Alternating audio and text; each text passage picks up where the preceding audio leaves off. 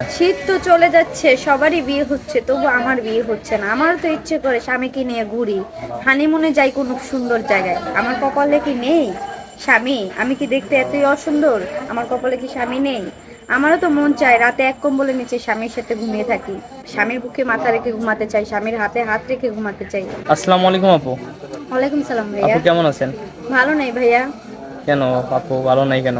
সব বান্ধবীদের বিয়ে হয়ে যাচ্ছে, আজকে আমি এতিম বলে আমার বিয়ে হচ্ছে না। সবার বিয়ে হয়ে যাচ্ছে, আপনার বিয়ে হচ্ছে না। হ্যাঁ। তো আপু আপনার নাম? আমার নাম মুসাম্মদ আয়েশা। মুসম্মাত আয়েশা। আপনার বয়স কত? আমার 22। 22 বছর। এই যে 22 বছর, আপনি আপনি দেখতে এত সুন্দর, তারপর আপনার বিয়ে হচ্ছে না, কি জন্য আপনার বিয়ে হচ্ছে না? ভাইয়া মূলত প্রথম কারণ হচ্ছে আমার গার্ডিয়ান নেই, আমার বাবা নেই, বুঝছেন? আমার বাবা নেই, ভাই নেই।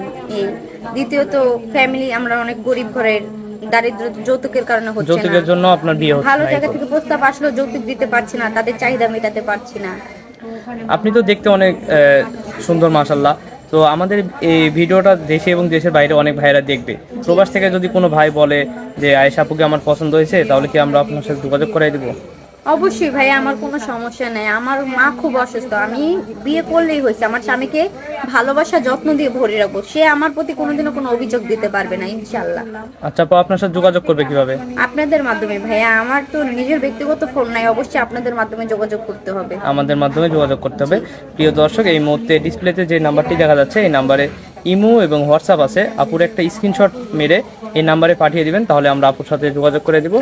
আচ্ছা আপু, ভালো থাকবেন। আসসালামু আলাইকুম। ওয়ালাইকুম সালাম ভাইয়া।